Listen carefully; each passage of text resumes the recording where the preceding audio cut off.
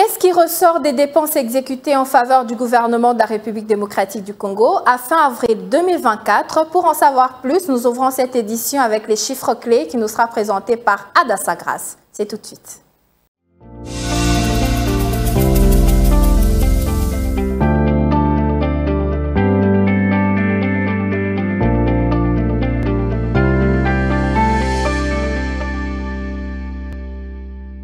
Adassa Grace, bienvenue. Merci beaucoup Judith. Votre thématique l'indique clairement que vous nous parlerez aujourd'hui des dépenses exécutées en faveur du gouvernement de la République démocratique du Congo de janvier à fin avril 2024. Mais avant de nous y atteler, dites-nous, qu'est-ce qui s'observe actuellement sur le taux de change? Voilà, dans l'officiel, $1 se change à 2812,72 francs congolais. Un franc CFA s'est monnaie à 4,63 francs congolais et un euro vaut 3043,56 francs congolais. Dans le compte du marché parallèle, nous avons ciblé aujourd'hui Bandalungwa et dans ces coins de la ville de Kinshasa, $1 s'échange à 2800 francs congolais.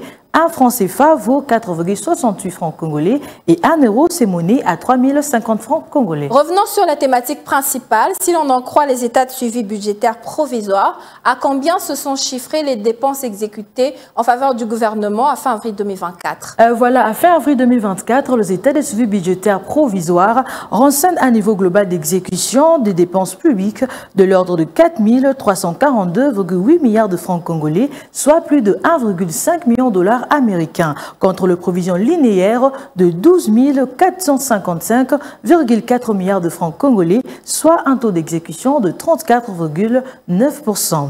Ces montants d'exécution concernent exclusivement les ressources propres qui représentent un taux de 50,3% contre le provision linéaire qui s'échiffre à 8 639,9 milliards de francs congolais. D'après les analyses fournies par le ministère du Budget, à ce jour, les dépenses de ressources extérieures n'ont connu aucune exécution. Parlons à présent de la répartition de ces dépenses. Où ont été orientées ces dépenses en faveur du gouvernement de la RDC à fin avril 2024? Au fait, outre les dépenses liées à la rémunération et celles liées à la rétrocession aux administrations financières ainsi qu'aux services de la dette, l'essentiel des dépenses à fin avril 2024 a porté premièrement sur la mise à disposition de 125,9 millions de francs congolais relatifs à la prise en charge alimentaire de personnes retenues aux différents postes frontaliers du pays. Deuxièmement, à la mise à disposition de fonds en faveur de la commission permanente de réforme du droit congolais avec une enveloppe de 300 millions de francs congolais, suivi du paiement de 1,1 milliard de francs congolais des arriérés pour le loyer de certaines ambassades et missions diplomatiques de la RDC de la zone euro.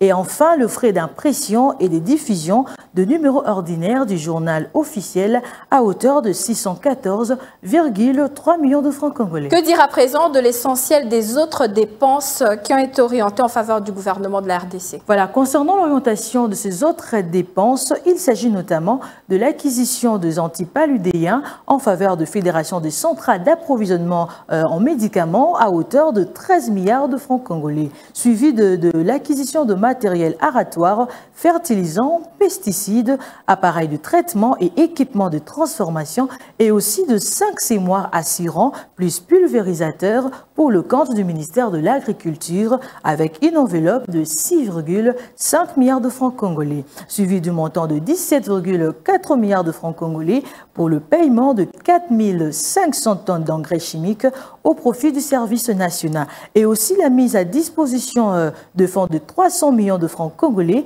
au profit de déplacés internes du Nord et du Sud Kivu.